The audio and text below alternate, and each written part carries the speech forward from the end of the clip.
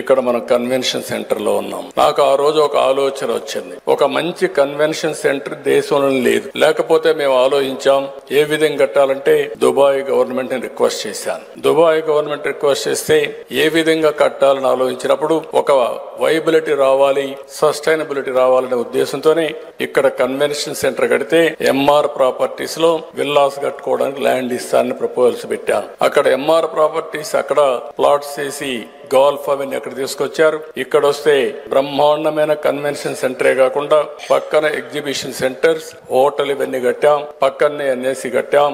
ఒక్క పైసా ఖర్చు పెట్టకుండా ఇవన్నీ క్రియేట్ చేశామంటే అది ఒక ఆలోచన. ఇలాంటి ఆలోచనలోనే ఆ రోజు ముందుకు పోయాం. ఫస్ట్ టైం మీరు చూస్తారు ఇక్కడ కూడా ఉంది, హైటెక్ సిటీ ఉంది. హైటెక్ సిటీ కట్టినప్పుడు ఏం చేయాలి, ఐటీకి దారి ఏంటి అని ఆలోచించినప్పుడు మొట్టమొదటిసారిగా హైటెక్ సిటీ కట్టాం. హైటెక్ సిటీ కట్టిన తర్వాత ఏ విధంగా మనుషుల్ని తయారు చేయాలంటే 20-30 ఇంజనీరింగ్ కాలేజీలు ఉంటే 200 ఇంజనీరింగ్ కాలేజీలు 9 సంవత్సరాల్లో ప్రమోట్ చేసే పరిస్థితికి వచ్చాం. ప్రపంచం అంతా తిరిగి మార్కెట్ చేసి కంపెనీ తీసుకొచ్చాం. బ్రిక్ బై బ్రిక్ పెంచాం. ఐడియాస్ తో మనం ముందుకు పోయామని చెప్పి కూడా మీకు తెలియజేస్తున్నా.